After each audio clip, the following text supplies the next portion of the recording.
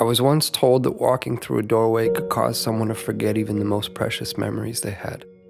Memories of good, memories of bad, memories of love and of loss, all tucked away neatly, stored like the worn-out blankets that were kept to dress the rainy days and bad habits that happen from time to time. Or what it felt like to rest your head on a friend's shoulder that still carries with it the creases from where you last placed your heart. Just like that.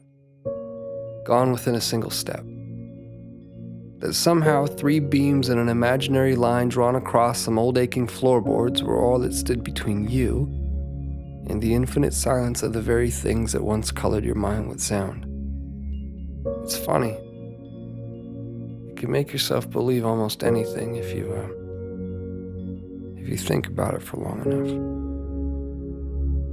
Was that you? Was that you?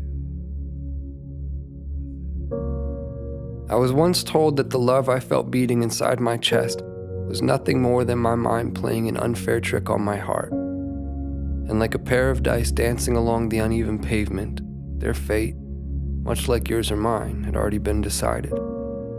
That even the cracks that drew their faults between 2 opposing sides could not escape a fate that was always destined to be sealed.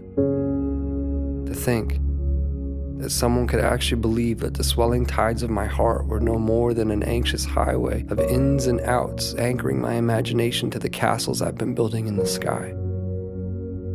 Well, maybe they are the crazy ones. Then again, I have been known to misplace my hope in the way things fall. And if I had to confess, there stands a greater chance that I've all but lost my mind in here. So I suppose it's better off this way. Because I've always believed that the odds of finding what you seek tend to favor those who are open to seeking them in the first place. And I, for one, have never quite understood how odds stand to get even without that frame in mind. To be clear, I've seen a million faces. I've seen a million different faces, each one mirroring that of your own. And still, none of them have felt like home to me. None of them have felt like you. So here we are. And I can vaguely and strangely trace your outline. I can remember what it felt like to hold you. I can remember what it was like to stare blindly into your eyes for what felt like an eternity. How could I forget that? I could never forget that. I could never forget you. No matter how long it takes for my words to make their way through the vastness of this place we've called home, I unto you and you unto me, I say them and will continue to do so. Day after day, night after night, never knowing if you'll actually hear them. There's no place for time here.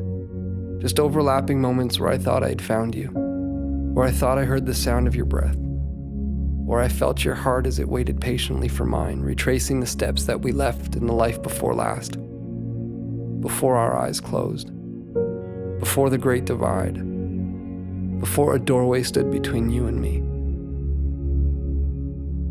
As it stands, I found myself in that doorway again, with both feet in and your heart on my sleeve, but I can't bring myself to walk through this time. Not yet, at least. Not until I take one last look and see that it was you. That it was always you. Our hearts strewn across those old fragile floorboards.